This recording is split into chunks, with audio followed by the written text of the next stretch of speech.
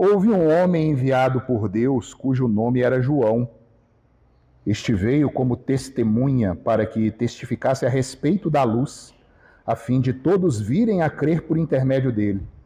Ele não era a luz, mas veio para que testificasse da luz, a saber, a verdadeira luz que, vinda ao mundo, ilumina todo homem. O Verbo estava no mundo. O mundo foi feito por intermédio dele, mas o mundo não o conheceu. Veio para o que era seu, e os seus não o receberam. Mas a todos quantos o receberam, deu-lhes o poder de serem feitos filhos de Deus, a saber, aos que creem no seu nome, os quais não nasceram do sangue, nem da vontade da carne, nem da vontade do homem, mas de Deus. E o Verbo se fez carne e habitou entre nós, cheio de graça e de verdade, e vimos a sua glória, glória como do unigênito do Pai. Pai Santo, graças nós te rendemos, Senhor, pelo privilégio de ter em mãos a verdade. Vem, Deus, visita o teu povo, visita a tua congregação e faz aquilo que nós não podemos fazer, Pai, que é moldar o nosso coração à imagem e semelhança do teu Cristo, porque é no nome dele, Deus, que nós oramos com perdão de pecados. Amém. Querido, semana passada nós examinamos aqui os 5 primeiros versículos do Evangelho do Apóstolo João e vimos que esses 5 primeiros versos se preocupam em demonstrar que desde toda a eternidade havia uma palavra, havia um verbo no original, como vimos, o Logos. E esse verbo estava com Deus e era Deus. Dele, por meio dele e para ele foi tudo criado e nada do que se fez foi feito sem ele. É o exame que nós fizemos aqui na semana passada. Toda a vida emana desse verbo, dessa luz. Ele é a própria luz que resplandece nas trevas. Mas as trevas não a apreenderam. A gente viu a tradução exata do termo, as trevas não compreenderam a luz que chegou. Essa própria luz que ilumina todo homem veio e habitou no nosso meio. Jesus Cristo, uma das pessoas da Trindade, irmãos, juntamente com o Pai, com o Espírito Santo, é Deus de Deus, é luz de luz. As antigas formulações credais, que são as colunas da nossa igreja, a patrística, não deixam sombra de dúvida quanto à divindade do nosso Senhor Jesus Cristo e à sua missão. Eu trouxe aqui o credo niceno constantinopolitano. Ele foi escrito em 381 aproximadamente. Não é o primeiro credo, mas um dos mais belos, e registra assim: creio em um só Deus, Pai Todo-Poderoso, Criador do céu e da terra, de todas as coisas visíveis e invisíveis. Creio em um só Senhor, Jesus Cristo, Filho unigênito de Deus, nascido do Pai antes de todos os séculos, Deus de Deus, luz da luz, verdadeiro Deus de Deus verdadeiro, gerado, não criado, consubstancial ao Pai. Por ele todas as coisas foram feitas. E por nós, homens, e para nossa salvação desceu dos céus, e se encarnou pelo Espírito Santo no seio da Virgem Maria e se fez homem. Também por nós foi crucificado sob Pôncio Pilatos, padeceu e foi sepultado, ressuscitou ao terceiro dia, conforme as Escrituras, e subiu aos céus, onde está assentado à direita do Pai, e de novo há de vir em sua glória, para julgar os vivos e os mortos, e o seu reino não terá fim. Creio no Espírito Santo, Senhor que dá a vida e procede do Pai e do Filho, e com o Pai e o Filho é adorado e glorificado, ele que falou pelos profetas. Creio na Igreja, una, santa, católica e apostólica. Professo um só batismo para a remissão dos pecados e espero a ressurreição dos mortos e a vida do mundo que há de vir. Amém. Toda essa formulação, queridos, produzida por homens, pecadores, mas uma formulação da mais alta dignidade, porque ela reflete a luz que sai das Escrituras, a luz do próprio Cristo. E eu queria, nessa manhã, na continuidade, nos versículos 6 a 14, os quais lemos, que a gente pensasse na seguinte ideia nesse texto. Jesus é a luz que adentrou e interagiu com a sua criação desde o início. Jesus é a luz que adentrou e interagiu com a sua criação, e isso desde o início, irmãos. Então, vou trazer duas argumentações em cima deste texto aqui. A primeira, João Batista é o precursor da luz, que é Cristo. Versículos de 6 a 9, vamos ler a uma voz, por favor? Versículos de 6 a 9. Houve um homem...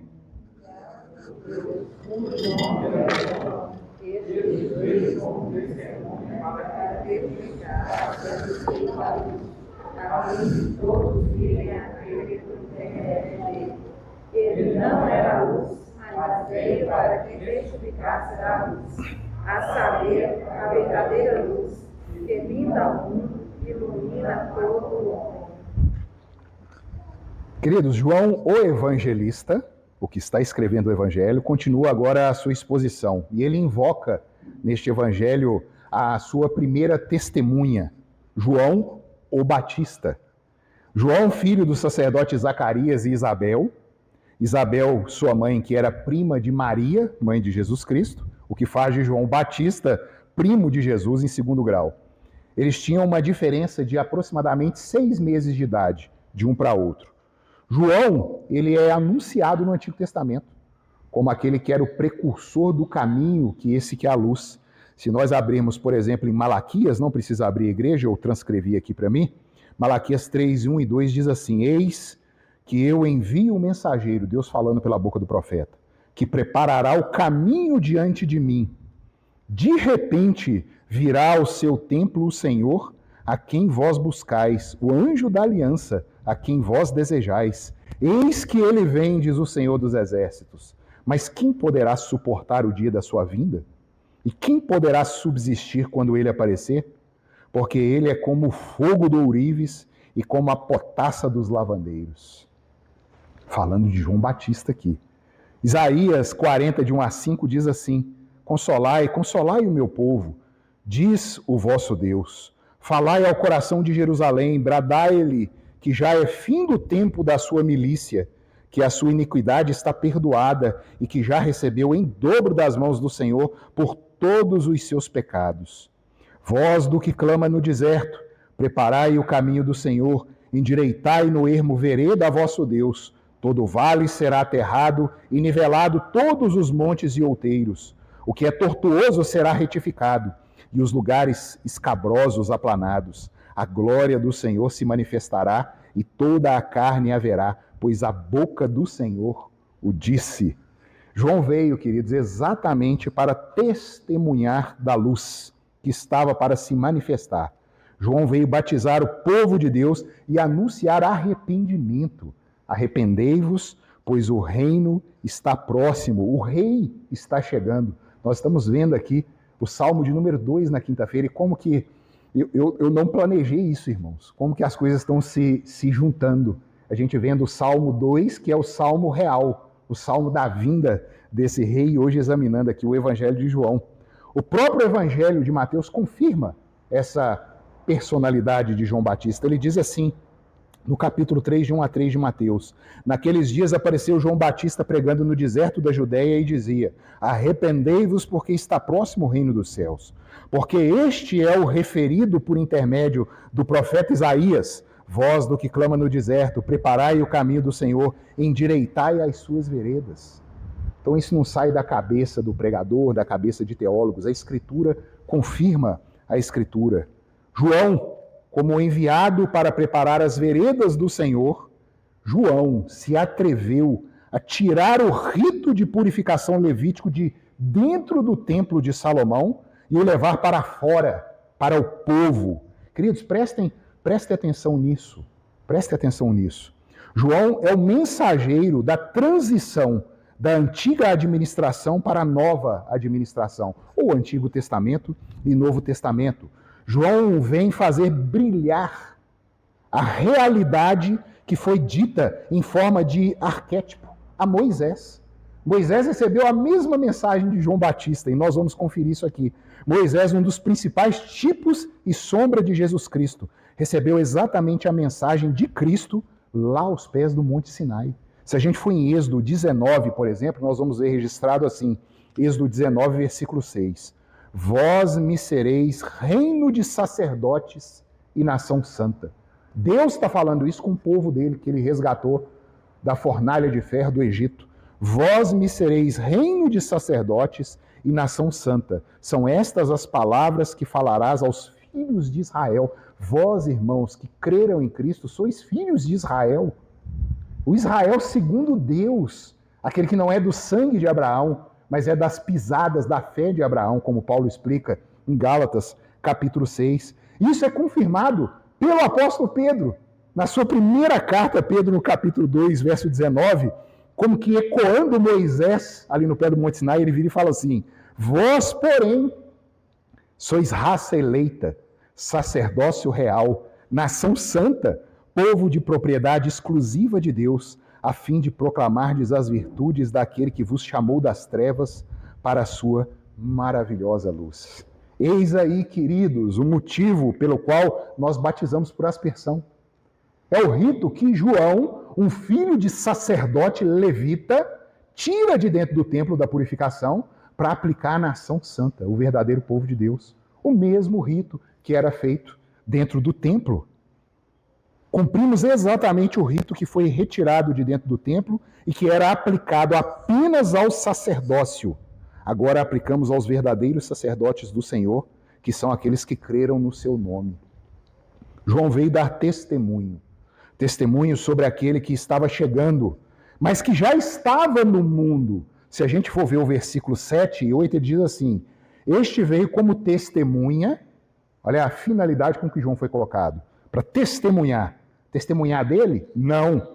Testemunhar para que testificasse a respeito da luz, a fim de todos virem a crer por intermédio dele. Versículo 8. Ele não era a luz. O evangelista, uma afirmação curtíssima. Ele não era a luz, mas veio para que testificasse da luz. Satanás, ele tem o propósito, queridos, de desacreditar Deus, desacreditar sua palavra, lançando essas dúvidas sobre nós. Satanás, ele não tem o poder da nossa mente, queridos. Ele não tem esse poder, mas tem o poder do engodo, da mentira, da falácia. E isso foi feito desde o início. De novo, versículo 8. Ele não era a luz. Falando aqui de João Batista. Existe uma seita que se chama mandeísmo. O mandeísmo, da língua mandeu, significa conhecimento. É uma religião étnica classificada por estudiosos como uma religião gnóstica. A gente viu isso aqui na EBD, na primeira pergunta do propósito do homem, o gnosticismo. O que é isso? Né? O conhecimento, a gnose em grego é o conhecimento. Para você chegar a Deus, você não precisa se arrepender dos seus pecados e crer que vida foi dada por vida pelo Filho de Deus. Mas você precisa ter um conhecimento que só uma casta elevada possui. Aí você tem comunhão com Deus. Esses mandeístas, eles veneram João Batista como o Messias que foi prometido no Antigo Testamento. Ele tem condição de um negócio desse. Ele não era a luz, mas veio para que testificasse da luz. Essa seita possui cerca de 100 mil adeptos em todo o mundo. Especialmente estão concentrados ali na região do Iraque. O mandeísmo é uma das raras formas de gnosticismo contemporâneo da nossa era, junto com o movimento de Shamuel Aun Weor. Queridos, ele não era a luz. E existem pessoas que creem que João é o mediador, é o Messias. Maria, ela não era a luz, ela não é mediadora. E existe um mundo de pessoas colocando Maria como mediadora. Vocês veem que não muda a tática do erro e a tática do engano. Eles não pediram essa honra para eles não podiam pedir isso para eles. Eles eram homens, pecadores como nós. A verdadeira luz é a luz do Filho que está iluminando a todo homem. Mas o texto continua. Não o reconheceram. É um cego que consegue até perceber o calor que o sol emana, mas não consegue ver a luz. Ele sente algo. Há algo que me aquece, que me chama, mas eu sou cego, eu não posso ver. E daí nós vamos para o segundo ponto. Jesus já atuava no mundo e salvava os que criam. É um Deus presente. Vamos ver versículos 10 a 14. Há uma voz, queridos, por favor. O verbo...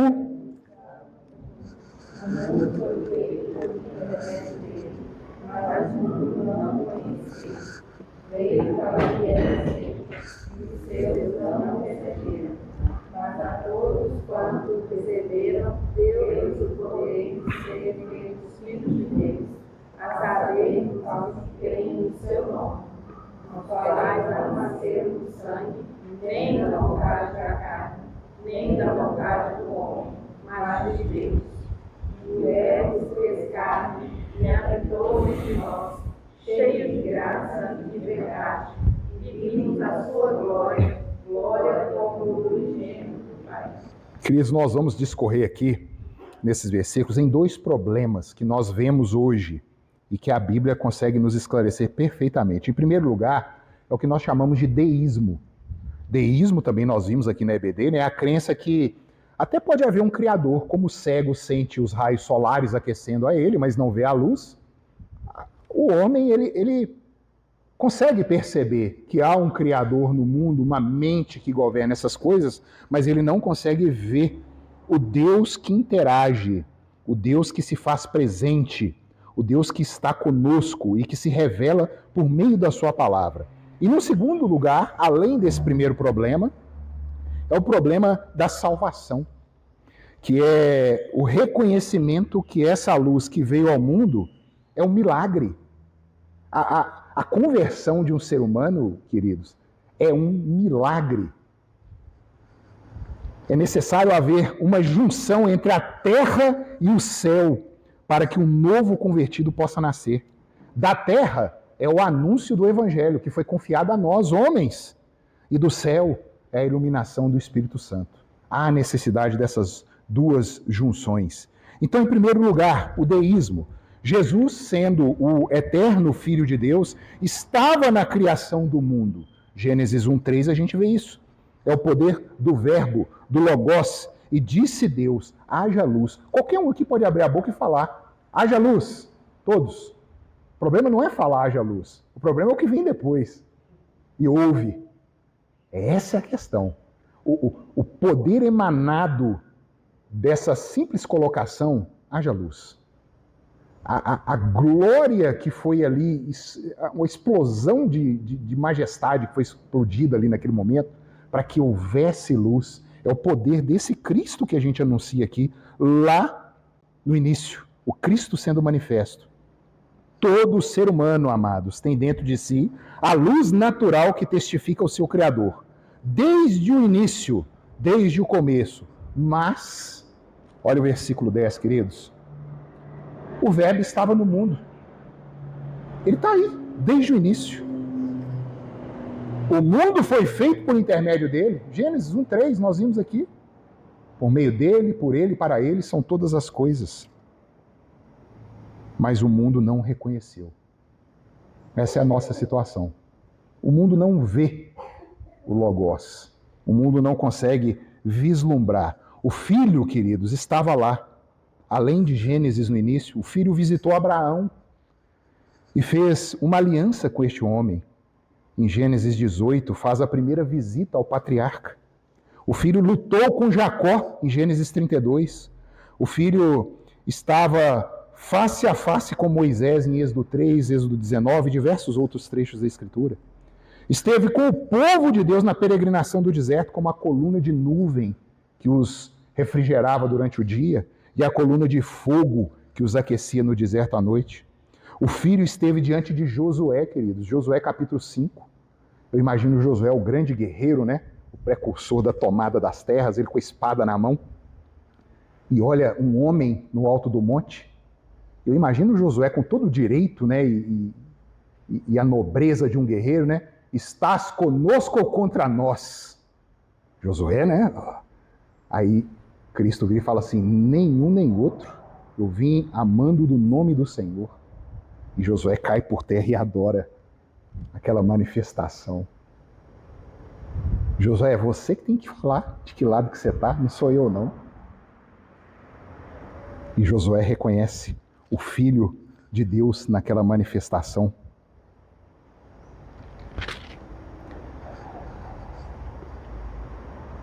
E são inúmeras, queridos, inúmeras vezes a manifestação de Cristo em meio aos seus próprios, o próprio povo dele em particular, durante toda a história do Antigo Testamento, para nós termos essa verdade nua e crua que o Evangelho de João nos traz aqui. Veio para o que era seu e os seus não receberam.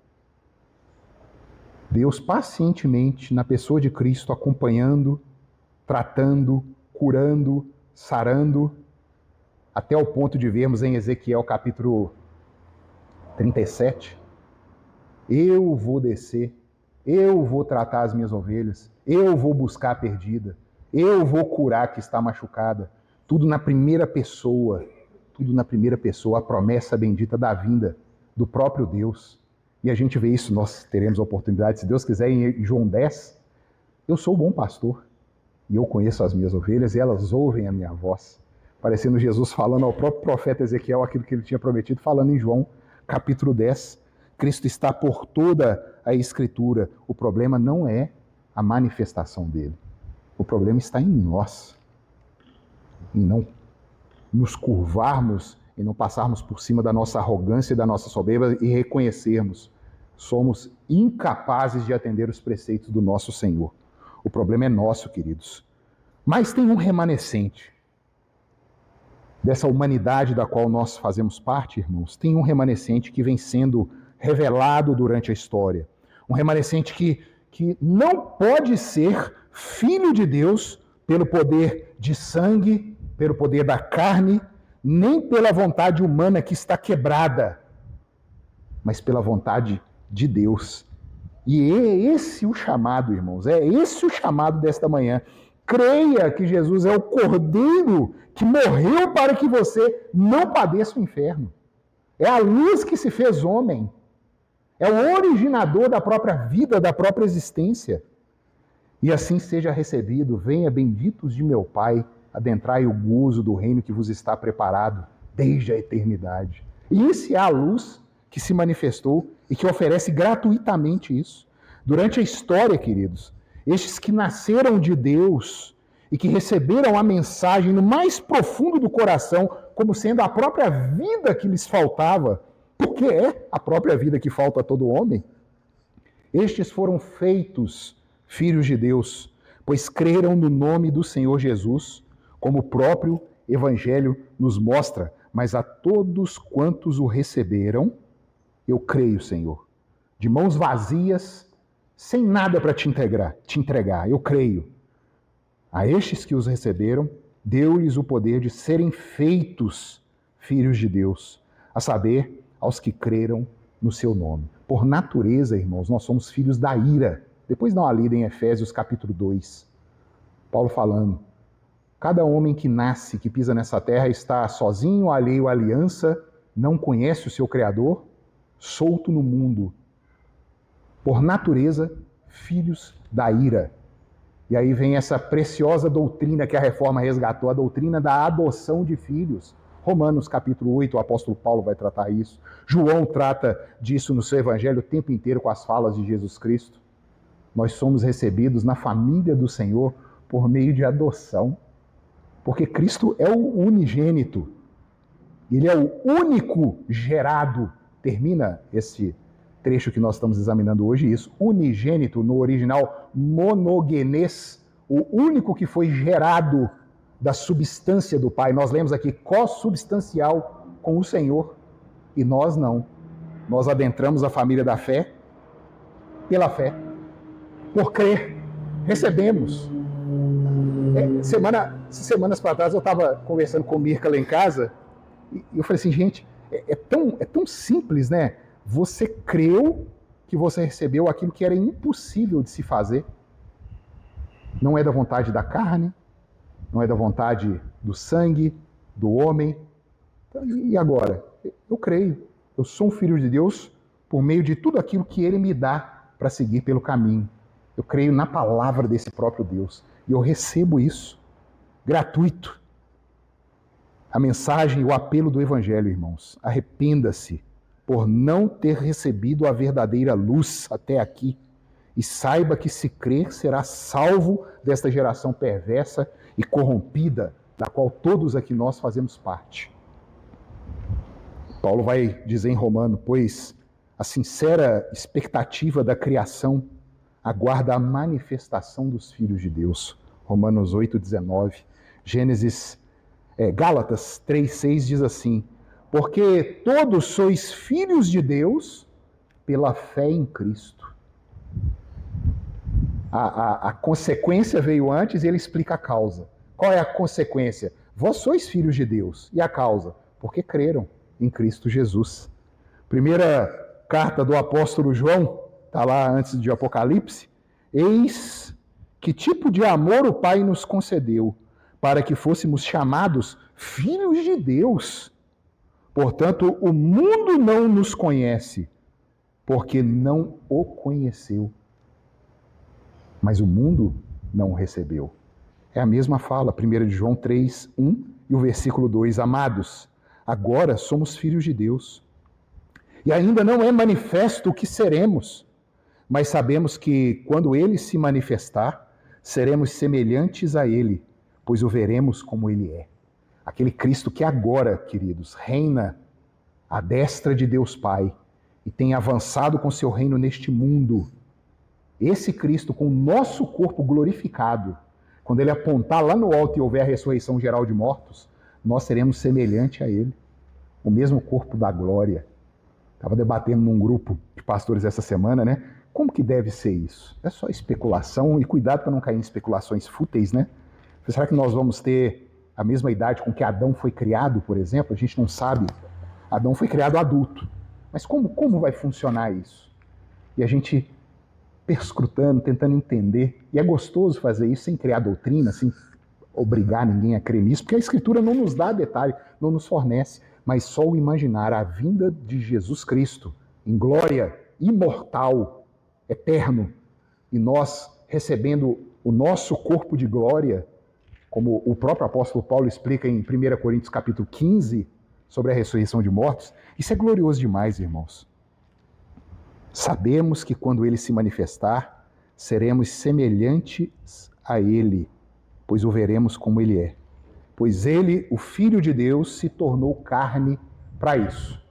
Ele toma do alto, vem, pega a nossa natureza humana, a nossa carne, se veste dela para levá-la e a tirar daqui da terra, glorificada. E isso Ele vai fazer com todos aqueles que creram no seu nome. Ele é o Filho de Deus que se tornou carne para isso. Cumprir a lei, ser um ser humano, queridos, aquilo que nós não somos. Morrer pelas nossas mãos pecadoras que o negam, mas vencer a morte ao terceiro dia pela ressurreição operada pelo Espírito Santo. João dá testemunho que viu essa glória do unigênito. Eu imagino os apóstolos, João Batista, né?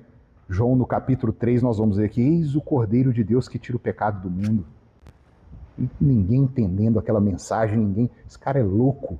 É o que falam de nós hoje. Eis o Cordeiro de Deus que te salva, que tira o pecado do mundo. Você é louco. Você é louco por acreditar nisso. Exatamente. Versículo 14 nos mostra aqui.